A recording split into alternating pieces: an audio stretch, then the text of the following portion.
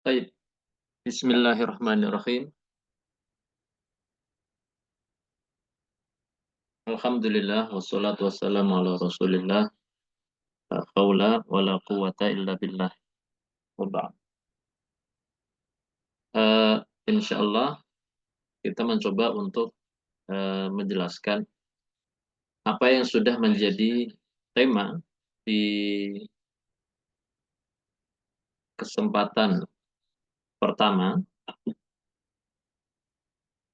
atau pertemuan pertama webinar ini.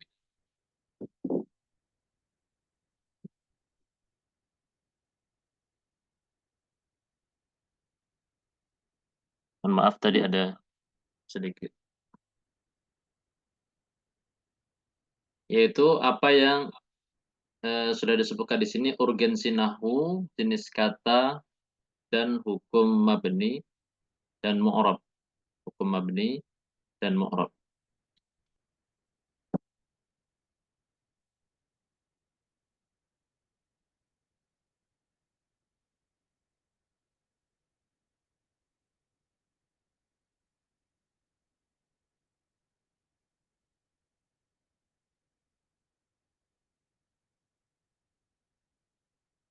Baik, yang pertama adalah tentang urgensi nahwu.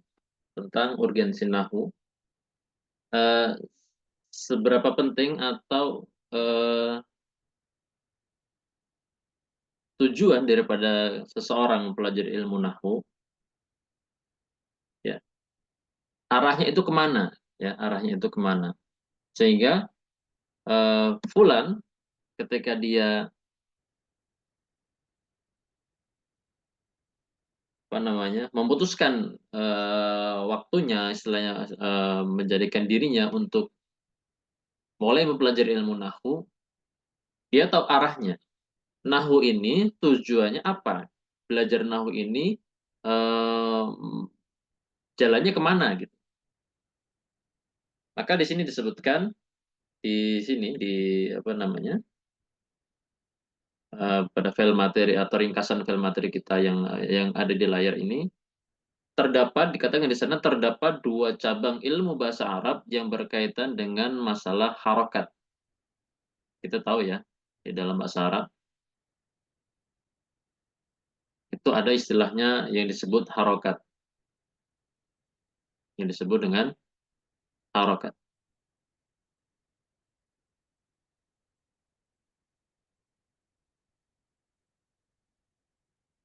Dan saya yakin teman-teman semua memahami, teman-teman semua memahami bahwa, apalagi yang sudah bisa baca Al-Quran, suatu kata dalam bahasa Arab itu bisa terucap ya dengan adanya harokat. Kalaupun ternyata suatu kitab berbahasa Arab itu tertuang tanpa harokat, gundul, maka cara membacanya pun dengan harokat.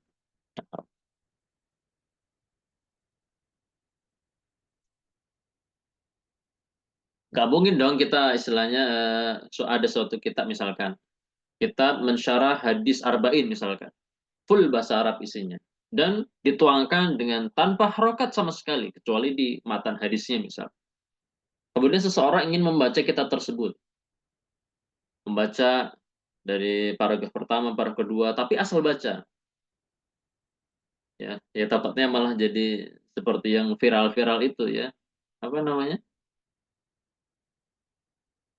ya seperti itulah yang nggak perlu kita bahas. Tapi yang jelas, bagaimana suatu kata dalam bahasa Arab itu terucap dengan adanya harokat, tertulis atau intinya terucap, ya terucap, terbaca, diketahui maknanya, diketahui maksudnya itu dengan adanya harokat. Dan harokatnya harus sesuai, harus benar, harus sesuai kaidahnya, sehingga artinya pun jelas, maknanya pun tepat, seperti itu. Nah, yang pertama, dua cabang ilmu bahasa Arab yang pertama adalah yang disebut dengan ilmu tasrif. Ilmu tasrif. Kita tidak mau menjabarkan lebih detail apa itu pelajaran sorof di kesempatan kali ini. Tapi intinya, ilmu tasrif adalah suatu ilmu bahasa Arab yang mempelajari materi intinya tentang harokat utuh suatu kata di dalam bahasa Arab. atau biasa kita kenal dengan istilah pola kata, yang nama nama apa namanya, nama nama materinya, nama pelajarannya adalah wazan. Maksudnya adalah wazan kata, timbangan kata. Itu yang pertama. Yang keduanya adalah nahwu, ya, adalah nahwu.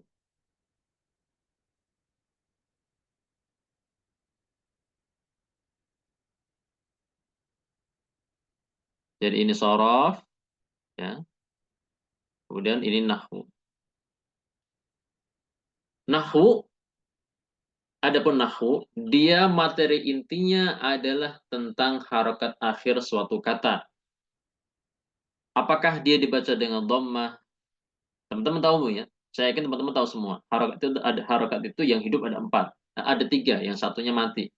Ada dhammah u, ada fathah a, ada kasrah i, dan ada sukun yang dia hurufnya mati. Nah, nahwu ini arahnya ke situ. Nah, maka urgensi nahwu adalah, kalau kita tarik lagi, bahasanya nahwu itu arahnya kepada masalah harokat akhir suatu kata. Mau materinya ubek-ubek ke segala macam, ya nanti balik lagi kepada menentukan harokat akhir suatu kata. Mungkin mungkin atau mungkin sebagian teman-teman, atau kalau kebanyakan mungkin sudah paham, tapi buat yang sebagian yang belum paham, kita praktekkan dalam contoh. Masih di dalam file materi ini, di situ dicontohkan suatu jumlah, waqafa Sa'idun amamal fasli qaifan. Waqafa Sa'idun amamal fasli qaifan. Ya. Eh, yang artinya Sa'id, ini artinya Sa'id berdiri di depan kelas dalam keadaan takut. Membaca setiap kata dalam jumlah ini, waqafa Sa'idun amamal fasli qaifan. Itu tentu dengan ilmu, dengan kaidah, dengan tata bahasa. Dan di situ diterapkan dua ilmu ini, tasrif dan nahwu. Tasrif dan nahwu. Untuk menentukan, contoh ini contoh aja, contoh kita ambil dua kata aja. Untuk menentukan harokat utuh, harokat sempurna kata waqafa, kita lihat nih kata waqafa ya. Kita lingkarin yang warna hijau misalnya.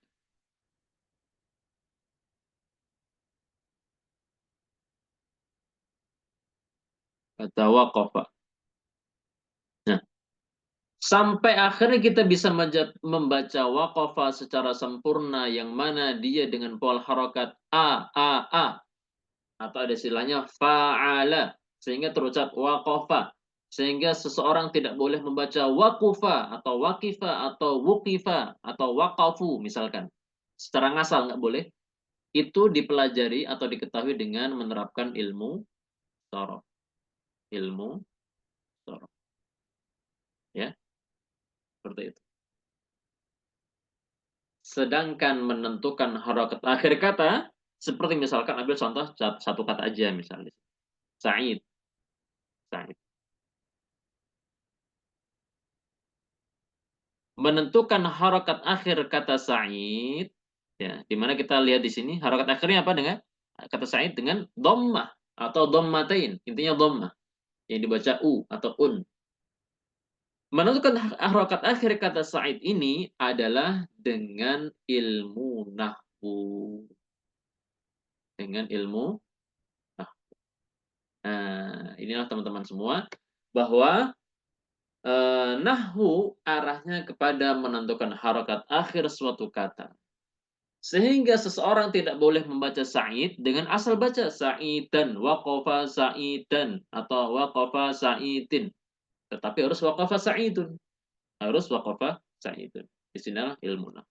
Baik, ini submateri yang pertama, atau subtema yang pertama. Insyaallah mahfum ya. Baik, kita lanjut ke subtema yang kedua. Nah, ini. Teman-teman semua, Dari sekian kosakata bahasa Arab yang amat banyak ini, ya, kita tahu ya, kosakata sebuah bahasa, bahasa Indonesia, bahasa Jawa, bahasa Sunda, bahasa macam-macam, bahasa Inggris, bahasa Jepang dan lainnya. Tentu masing-masing bahasa memiliki kosakata yang Masya Allah ya, kaya akan kosakata. Terlebih bahasa Arab. Nah, dari sekian banyak kosakata bahasa Arab yang kita ya mungkin nggak bisa tentukan ya, atau mungkin kira-kira lah ya, ya boleh sebut miliar atau bahkan triliun mungkin ya kosakata. Itu hanya terkelompokkan, dikatakan di sini, mereka hanya terkelompok kepada 3 jenis saja. Tidak ada jenis yang keempat. Tidak ada jenis yang keempat. Jadi seseorang nggak boleh menentukan, oh jenis kata dalam bahasa Arab itu ada 4. Ini, nggak boleh. Atau ada 5, nah, maka tidak boleh. Karena di dalam bahasa Arab hanya ada 3 jenis kata. Yang pertama adalah al-ismu. Al-ismu.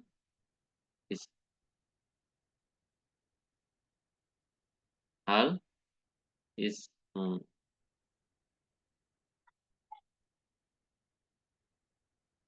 Al-ismu. Apa itu al-ismu? Singkat kata definisi al-ismu adalah kata benda. Contoh, baitun, rumah, maktabun, meja, kolamun, pena, dan seterusnya. Ya, itu yang pertama. Walaupun di sana ada pengertian yang lebih mendetail apa itu al-ismu, tapi bukan di momen ini kita mempelajari definisi isim lebih dalam. Intinya kata benda. Nah, yang kedua adalah al-fi'lu. Singkat kata al-fi'lu itu adalah kata kerja. Kata kerja. Contoh, apa aja kata kerja? Misalkan mendengar, sami'a, menghitung, hasiba, melihat, basara, dan yang lainnya. Banyak sangat kosakata.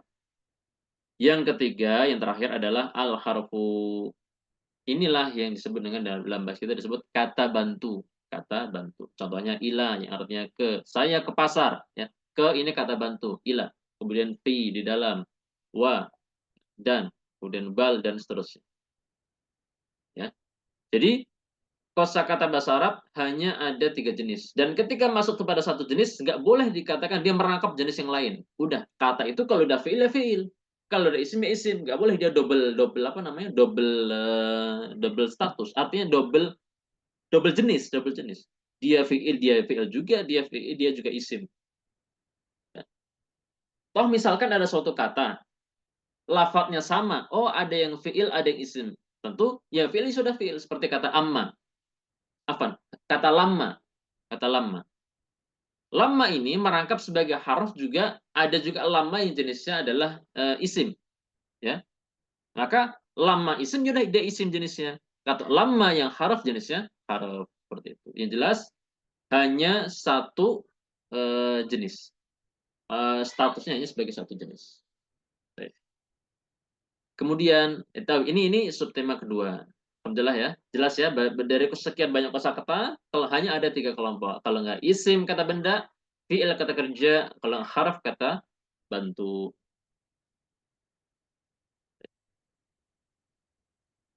Ya.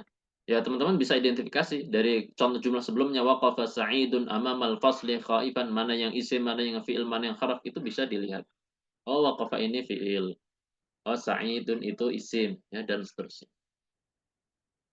Kemudian subtema yang terakhir yang kita ingin jelaskan adalah bahwa hukum mabni dan mu'rab itu merupakan 2 hukum untuk permasalahan harokat akhir kata atau kosakata dalam bahasa Arab. Artinya apa? Dari banyaknya kosakata, banyaknya isim, banyaknya fiil terutama. Kalau haraf semuanya nanti mabni. Ya. Banyaknya isim, banyaknya fiil itu hanya ada 2 kelompok. Yang pertama mabni, yang kedua adalah mu'rab. Apa itu mabni? Nah, ini mabni. Mabni, ini mabni. Ya, ini ada dalam kurung ada istilah maunya begini. Sebetulnya ini bukan arti mabni ya. Ini cuma untuk mudah menghafal aja teman-teman ya. Mabni Itu kata bahasa Arab yang harokat akhirnya tidak bisa berubah apapun statusnya dan dimanapun posisinya dalam kalimat sempurna. Contoh kata huwa. Contoh kata huwa. Contohnya kata huwa. Ini ada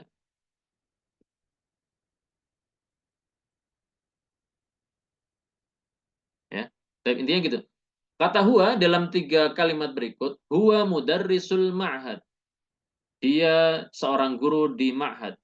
Huwa harakat akhirnya fathah. Ya teman-teman bisa lihat di situ huwa. Dia nggak berubah dari harokat fathah. Dia berharakat akhir fathah huwa. Wa-nya dengan fathah. Dan posisi huwa ada di depan kalimat sempurna, di depan jumlah. Kemudian di jumlah kedua, hadara huwa wa akhuhu. Dia telah hadir bersama atau dia telah hadir dan juga saudaranya juga hadir. Huwa di sini posisinya ada di tengah atau sudah diawali dengan suatu fiil, hadara. Tetapi huwa tetap dengan harokatnya yaitu fathah di huruf terakhir yaitu wa. Huwa. Tidak berubah menjadi huwu, tidak berubah menjadi huwi, ya, dan yang lainnya. Yang terakhir aina huwa itu juga dengan fathah. Di mana dia? Nah, kata huwa dalam 3 contoh kalimat sempurna ini semuanya dengan harokat akhir yang sama yaitu dengan fathah. Tetap tidak berubah, maunya fathah, ya. Ini salah satu contoh kata yang berhukum dalam bahasa Arab disebut kata yang mabni. Kata yang mabni. Banyak nanti contoh lain. Nanti kalau ada misalkan kata dengan harokat akhir kasroh, ya seperti misalkan anti. Anti, misalkan dengan dia dengan akhiran kasroh, ditaruh di mana aja tetap bunyinya anti. Seperti itu. Nahnu dengan harokat akhir dhammah, ya. Ya udah ditaruh di depan, di tengah, dia tetap dengan dhammah. Tidak berubah menjadi nahna atau nahn. Itu yang pertama. Adapun yang kedua yaitu mu'rab, ya. Di sini kita coba tuangkan dengan istilah mu'rab maunya berubah. Ini juga sebetulnya bukan pengertian mu'rab ya.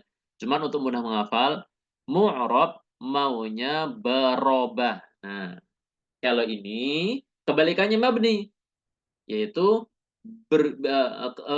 bisa berubahnya harokat akhir kata tergantung status kata tersebut dan posisinya dalam kalimat sempurna. Contoh kata Hamid. Dalam 3 jumlah yang ada, 3 kalimat sempurna ini kata Hamid, ya, kata Hamid,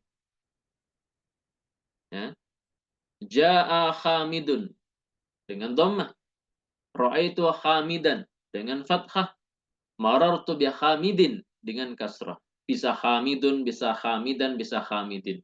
Nah, ketika suatu kata dia mampu atau bisa harakat akhirnya itu berubah-ubah, inilah yang disebut kata mu'rab, kata berhukum i'rab, berhukum mu'rab, ya. Ja'a Hamid, Hamid datang. Ra'aitu Hamidan, aku telah melihat Hamid. Marartu bi Hamidin, aku melewati si Hamid. Nah, ini kata Hamid, Hamidun, Hamidan, Hamidin. Inilah yang kata bahasa Arab dalam bahasa Arab yang berhukum mu'rab. Jadi isim yang banyak, fiil yang banyak, mereka terkelompokkan kepada mabni dan mu'rab ditinjau dari bisa atau tidaknya harakat akhirnya itu berubah seperti itu. Nah, adapun bagaimana kita menentukan harokat akhir kata yang mana itu merupakan urgensi nahu itu sendiri, itulah yang nanti insya Allah dipelajari di pertemuan-pertemuan berikutnya. Atau di, misalkan Hamidun, kapan dibaca Hamidun? Oh, ketika ini dan ini. Kapan dibaca Hamidan? Oh, ketika demikian dan demikian dan seterusnya. Baik ya.